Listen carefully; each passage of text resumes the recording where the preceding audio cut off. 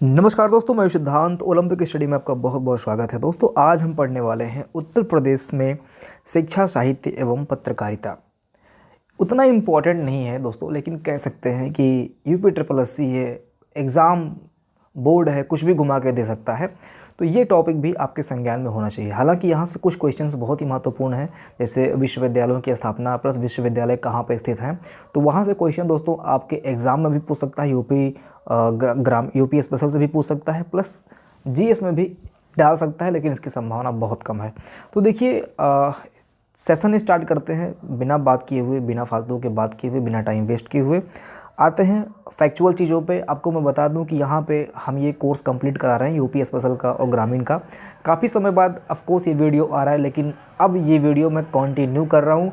कोई भी वीडियो आए या फिर ना आए, अपडेट मैं दूँ या फिर ना दूँ, कुछ भी हो जाए, लेकिन एक दिन के अंतराल पे मैक्सिमम से मैक्सिमम हो सकता है कि आपको वीडियो मिले। अदरवाइज़ मैं रोज़ वीडियो दूंगा। पहली बात तो रोज़ वीडियो दूंगा। अब हो सकता है कभी कोई दिक्कत हो जाए तो एक दिन का अंतराल हो जाए, वो अलग केस है, अलग मैटर है, लेकिन कोशिश ये रहेगी कि रोज़ ये वीडियो आपको प्रोवाइड किया जाए। ठीक है, तो बिना टाइम वेस्ट किए डायरेक्ट सेशन स्टार्ट करते हैं दोस्तों। ठीक है, 1858 ईस्वी में प्रदेश का पहला कॉलेज म्योर सेंट्रल कॉलेज बनाया गया, जो कि इलाहाबाद में स्थित है। फैक्चुअल चीज़ों पे हम ज़्यादा फोकस करेंगे, ज़्यादा हम एक्सप्लेन नहीं करेंगे, क्योंकि ऑलरेडी यहाँ पे 6 से 7 पेजेस हैं। एक्सप्लेन करूँगा तो 1 से 1.5 घंटे का सेशन हो जाएगा। हमारा टारगेट होता है कि कम से कम टाइम में कंप्लीट कराया जाए। तो दूसरा जो पॉइंट है ये है आपका 1889-90 में उर्दू निदेशालय लखनऊ में स्थापित किया गया था। उर्दू निदेशालय लखनऊ में स्थापित किया गया कब? 1889-90 में। ओके, अगला टॉपिक पॉइंट है 26 जून 1947 ईस्वी में शिक्षा निदेशक पद सृजित किया गया। शिक्षा निदेशक पद सृजित किया गया कब किया गया? 26 जून 1947 को।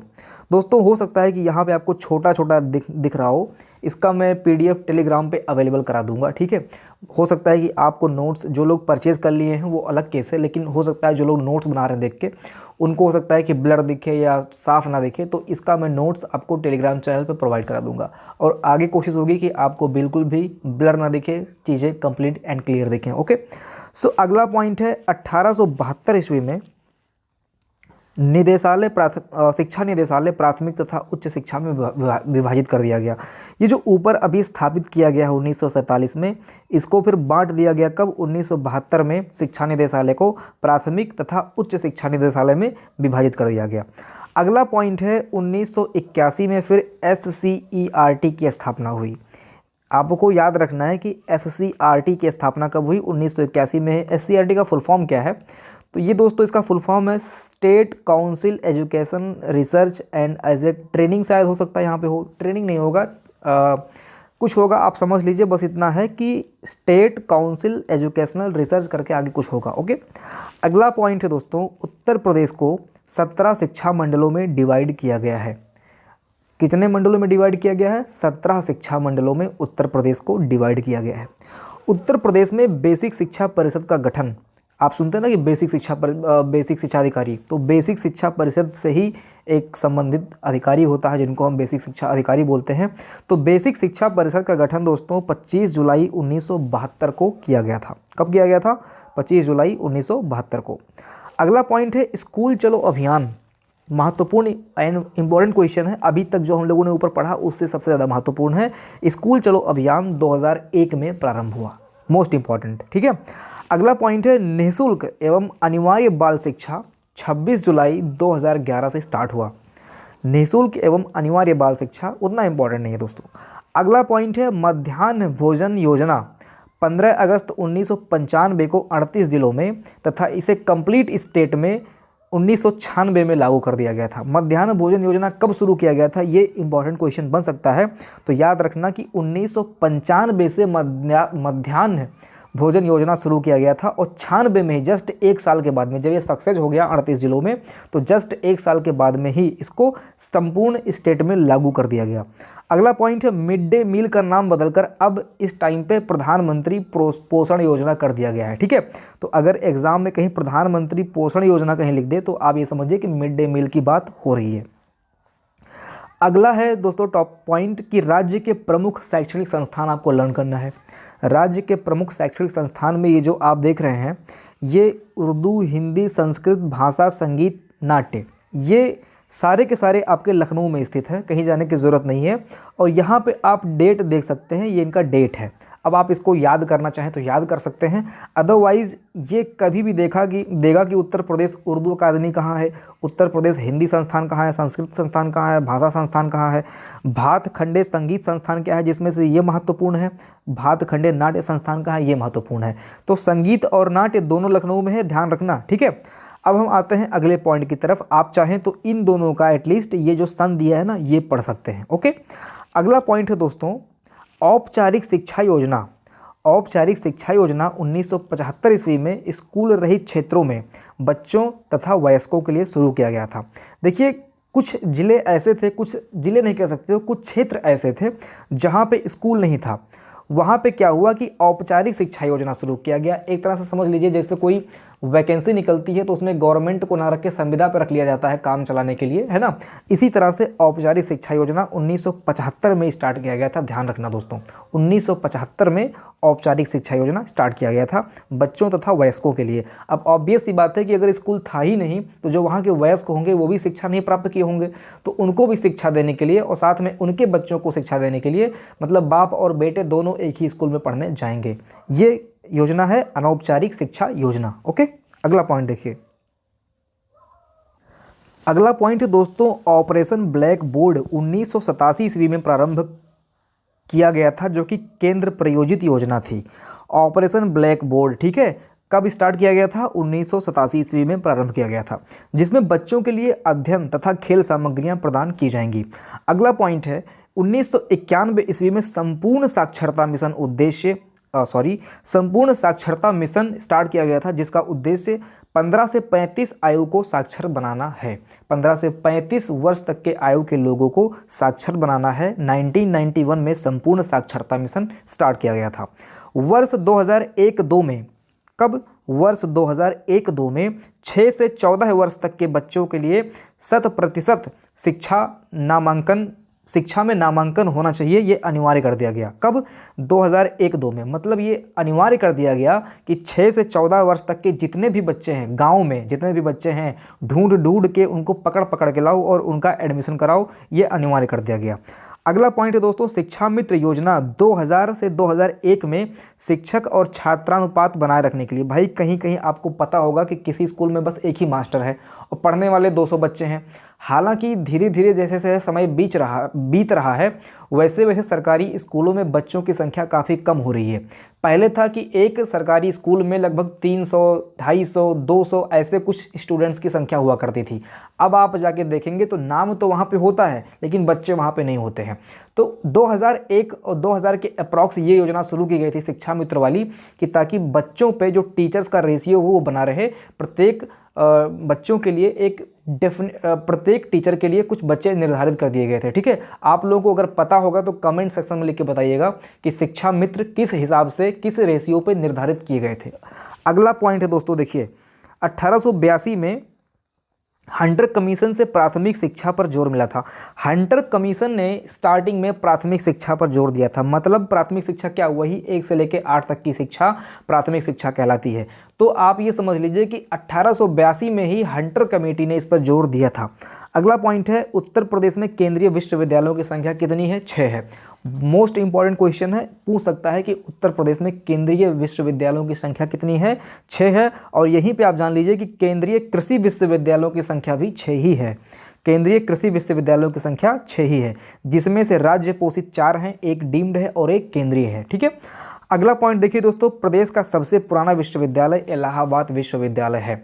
सबसे पुराना प्रदेश का अगर कोई विश्वविद्यालय है तो इलाहाबाद है, ध्यान में रख लीजिएगा। इलाहाबाद विश्वविद्यालय की स्थापना 1887 में की गई थी और ये 2005 से इसको केंद्रीय विश्वविद्यालय घोषित कर दिया गया था। ठीक है, अगला पॉइंट देखिए, प्रदेश का एकमात्र मुक्त विश्वविद्यालय है, ये एग्जाम में पूछ सकता है, ठीक है, ये एक बार एग्जाम में पूछा भी गया है, आई थिंक बीसीएस में ही पूछा गया था।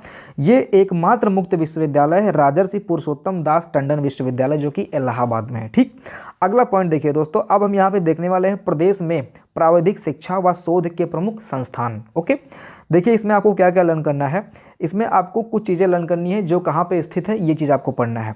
भारतीय सूचना प्रौद्योगिकी, ये आपका इलाहाबाद में स्थित है। Northern Regional Institute of Paper Technology Allahabad में again. Indian Institute of Sugar Technology Kanpur में स्थित है। अगला पॉइंट है दोस्तों, doctor Ambedkar Institute of Technology for handicapped. ठीक है, यहाँ पे आपको थोड़ा सा साफ नहीं दिख रहा होगा, फॉर ये हैंडीकैप्ड के लिए है, समझ लीजिए। तो ये आपका कानपुर में स्थित है। देखिए कोई अगर हैंडीकैप होता है तो कान से भी हैंडीकैप होता है, मतलब कान से अगर बहरा हो गया तो कानपुर, यानी कि हैंडीकैप है तो हैंडीकैप को आप कानपुर से रिलेट कर सकते हैं। अगला पॉइंट है दोस्तों, Indian Institute of management, IIM आप इसको शॉर्ट में बोलते हैं। ठीक है, ये आपका लखनऊ में स्थित है। अगला पॉइंट है क्लॉथ रिसर्च इंस्टीट्यूट, जो कि आपका गाजियाबाद में है। ओके, अगला पॉइंट है school of Paper technology Saharanpur में स्थित है। लेदर इंस्टीट्यूट आगरा में स्थित है। ओके, अब देखिए कुछ यहाँ पे और भी पॉइंट्स हैं, ये आपको लर्न करना है। प्रमुख चिकित्सा विश्वविद्यालय या फिर मेडिकल कॉलेज। ओके, देखिए अभी हम लोगों ने ऊपर पढ़ा ये टेक्नोलॉजी से प्राविधिक शिक्षा या शोध से संबंधित था। अब यहाँ पे जो आप देख रहे हैं ये प्रमुख चिकित्सा विश्वविद्यालय या फिर मेडिकल कॉलेज से संबंधित चीज़ें हैं। तो यहाँ पे सबसे मोस्ट इंपॉर्टेंट आता है आपका किंग जॉर्ज मेडिकल विश्वविद्यालय, जो कि 2002 में इस्टेब्लिश किया गया था। 2002 में इसको विश्वविद्यालय को अस्पताल तो बहुत पहले था, लेकिन विश्वविद्यालय इसमें 2002 में स्थापित किया गया था। अगला पॉइंट है दोस्तों, Ram Manohar Lohia Institute of Medical Sciences, ये आपका 2004 में स्टार्ट हुआ था। अगला पॉइंट है बाबा राघव दास, क्या लिखा हुआ, राघव दास, ठीक है, मेडिकल कॉलेज, जो कि आपका गोरखपुर में है। ये भी काफ़ी फेमस हॉस्पिटल है। इसके बारे में आई थिंक कोई मैंने न्यूज़ सुनी थी, इसी में शायद जो ऑक्सीजन का लीक वगैरह का मैटर हुआ था या फिर कुछ अन्य चीज़ें थी, इसका मैंने शायद मेडिकल कॉलेज गोरखपुर से संबंधित कोई न्यूज़ फैली थी बीच में। तो ये जो स्थापित हुआ था ये 1972 में स्थापित हुआ था। अगला पॉइंट है लाला लाजपत राय मेडिकल कॉलेज, मेरठ में है, 1961 में स्थापित हुआ था। लास्ट पॉइंट है सरोजनी नायडू मेडिकल कॉलेज, जो कि आगरा में स्थित है। अब दोस्तों ये समझ लीजिए इसमें कि आपको जो यहाँ पे डेट दिख रहा है ना, ये डेट नहीं पढ़ना, ये 3 डेट लास्ट के छोड़ देना है। लास्ट के 3 इंस्टीट्यूट कहाँ पर स्थित है ये आप देख लीजिएगा। बाकी ये शुरू का किंग जॉर्ज मेडिकल विश्वविद्यालय प्लस राम मनोहर लोहिया विश्वविद्यालय, इसका स्थापना डेट प्लस इसका ये कहाँ पे स्थित है, इसको आप देख लेना। ठीक है, अब हम आते हैं साहित्य एवं साहित्यकार पे। इसमें आपको कुछ चीज़ें पढ़नी है। वैसे ये हिंदी का विषय है, लेकिन फिर भी उत्तर प्रदेश से संबंधित जो थोड़ा सा इंपॉर्टेंट क्वेश्चन बन सकता है उसको हमने यहाँ पे कवर करने की कोशिश की है। देखिए साहित्य एवं साहित्यकार में हिंदी साहित्य को विकसित करने का श्रेय लल्लू जी लाल को जाता है, जो कि आगरा से थे। और इसके बाद में सदा सुखलाल को भी जाता है, जो प्रयाग से थे, तथा इंसा अल्लाह खान को जाता है, जो लखनऊ से थे। ठीक है, तो ये आपको समझना है कि इन तीनों ने मिलकर हिंदी साहित्य का विकास करने में प्रमुख भूमिका निभाई थी। लल्लू लाल आगरा, सदा सुखलाल प्रयाग तथा इंसा अल्लाह खान ये लखनऊ से थे। ठीक है, अगला पॉइंट है दोस्तों, प्रगतिशील लेखक संघ का प्रथम अधिवेशन लखनऊ में 1936 में किया गया था, जिसके अध्यक्ष मुंशी प्रेमचंद थे। ओके, प्रगतिशील लेखक संघ का प्रथम अधिवेशन कहाँ पे किया गया था, तो लखनऊ में किया गया था। अध्यक्ष कौन थे, मुंशी प्रेमचंद थे। कब किया गया था, तो 1936 में किया गया था। अगला पॉइंट है साखी शबद रमैनी, जो कि कबीर दास की प्रमुख कृति है। अगला है विष्णु प्रभाकर आवारा मसीहा के माध्यम से जीवनी विधा को स्पष्ट किया होगा। ठीक है, कुछ ऐसा ही होगा यहाँ पे। विष्णु प्रभाकर ने आवारा मसीहा लिखा है, आप बस इतना ध्यान रखिए। अगला पॉइंट है बानी की रचना रैदास ने की। अगला पॉइंट है विश्वनाथ त्रिपाठी, जो कि बस्ती के थे, विश्वनाथ त्रिपाठी जो कि बस्ती के थे, ने उत्तर प्रदेश संस्थान का सर्वोच्च साहित्य पुरस्कार भारत भारती 2015 में प्रदान किया गया था। इनको प्रदान किया गया था, विश्वनाथ त्रिपाठी को किया गया था 2015 में हिंदी साहित्य का सर्वोच्च साहित्य पुरस्कार भारत भारती। ठीक है, अगला पॉइंट है दोस्तों, सुमित्रा नंदन पंत को 1968 का हिंदी साहित्य प्रथम ज्ञानपीठ पुरस्कार प्राप्त हुआ। 1968 में हिंदी साहित्य का प्रथम ज्ञानपीठ पुरस्कार किसको प्राप्त हुआ था, सुमित्रा नंदन पंत को। और पहला ज्ञानपीठ पुरस्कार किस भाषा में किसको प्रदान किया गया, ये आप लोग कमेंट सेक्शन में लिखिए। अगला पॉइंट है दोस्तों, नादिरा शर्मा, जो कि इलाहाबाद से संबंधित हैं, इन्होंने पारिजात उपन्यास लिखा था और इसने 2016 में साहित्य अकादमी पुरस्कार जीता। ठीक है, अब इसके बाद में नेक्स्ट पॉइंट है निज़ाम सिद्दीकी, जो कि इलाहाबाद से थे, उर्दू भाषा में इन्होंने मवारे जारेदियात से नए अहेद की लखलकियात के लिए 2016 साहित्य अकादमी पुरस्कार प्राप्त किया। ये थोड़ा सा उर्दू शब्द है और यहाँ पे इन्होंने जिनका ये नोट्स है उन्होंने कुछ ऐसा लिख ही रखा है कि मैं समझ नहीं पा रहा हूँ। सो क्षमा चाहूँगा इस चीज़ के लिए आपसे।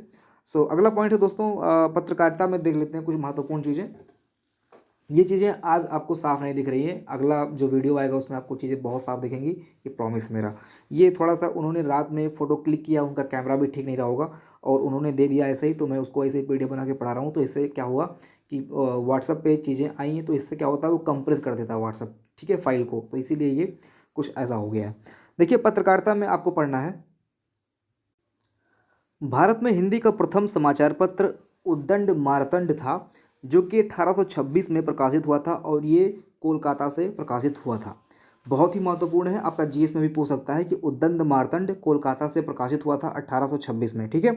अगला पॉइंट है बनारस अखबार, जो कि उत्तर प्रदेश का पहला हिंदी समाचार पत्र था। ये भी बहुत ही महत्वपूर्ण दोस्तों क्वेश्चन है, बन सकता है यहाँ से कि हिंदी समाचार पत्र का उत्तर प्रदेश में पहला जो प्रकाशन हुआ था समाचार पत्र का, उसका नाम क्या था? तो इसका नाम था बनारस अखबार। कब प्रकाशित किया गया था? तो 1920 में प्रकाशित किया गया था। अगला पॉइंट है सैनिक समाचार पत्र, जो कि कृष्णचंद पॉलीवॉल से संबंधित है। 1925 में इसको प्रकाशित किया जाता था और ये संबंध रखते हैं स्वराज पार्टी से। कौन? कृष्णचंद पॉलीवॉल, ठीक है।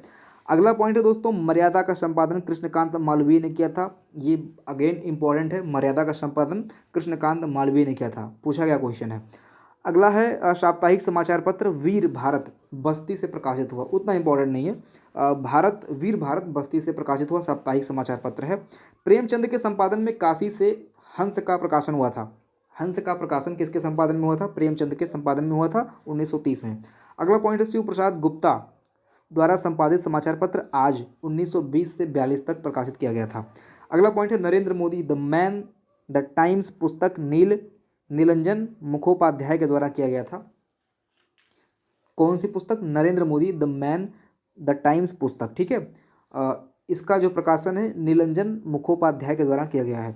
भारत का अगला प्रमुख उर्दू अखबार, भारत का पहला उर्दू अखबार नाम क्या है? जामे जहानुमा, 1922 में कलकत्ता से प्रकाशित किया गया था। इसके संपादक सदा सुखलाल उत्तर प्रदेश के मिर्ज़ापुर जिले के रहने वाले थे, ठीक है उर्दू अखबार जामे जहां नुमा भारत का पहला उर्दू अखबार है, लेकिन संपादन किसने किया था? सदा सुखलाल ने किया था, जो कि उत्तर प्रदेश के मिर्ज़ापुर जिले के रहने वाले थे। अगला पॉइंट है उत्तर प्रदेश का पहला उर्दू अखबार शदरूल था। ये इंपॉर्टेंट है दोस्तों, वो तो भारत वाला था, लेकिन यूपी का आप देखेंगे तो यूपी का पहला उर्दू अखबार शदरूल था, जो कि 1848 में आगरा से प्रकाशित किया गया था। लालजी द्वारा लखनऊ से पहला उर्दू अखबार निकाला गया था, उर्दू लखनऊ अखबार था, कुछ इस तरह से इसका नाम था, देख लीजिए आप लोग, लखनऊ अखबार ऐसे करके कुछ रहा होगा। लालजी के द्वारा लखनऊ पहला उर्दू अखबार निकाला गया था। अगला पॉइंट है 1913 में मेरठ से तौहीद समाचार पत्र, जिसका संपादन खलीक हसन निज़ामी ने किया, ये निकाला गया था। तौहीद समाचार नाम है, मेरठ से किया गया था, संपादक थे खलीद हसन निज़ामी। 1945 में लखनऊ से उर्दू दैनिक अखबार कौमी आवाज़, ये दोस्तों बहुत ही इंपॉर्टेंट है, ध्यान दीजिएगा, कौमी आवाज़ निकाला गया था। इसे निकालने में पंडित नेहरू तथा रफ़ी अहमद किदवई का भी योगदान था, ये इंपॉर्टेंट है, ठीक है, ध्यान दीजिएगा। 1945 में लखनऊ से उर्दू दैनिक अखबार कौमी आवाज़ संपादित किया गया था, जिसमें रफ़ी अहमद और पंडित नेहरू ने भी काफ़ी भूमिका निभाई थी।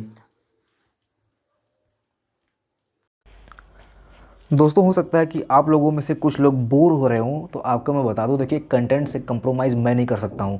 मुझे जहां तक ये मैं वीडियो सेशन मैंने इसीलिए स्टार्ट किया था कि आप अन्य यूट्यूब चैनल पे जो आप 1 घंटे में पढ़ते हो, 2 घंटे में पढ़ते हो, यही साहित्य शिक्षा एवं पत्रकारिता हो सकता है अन्य चैनल पे आपको 2 पार्ट में करवा गया हो, पार्ट 1 पार्ट 2।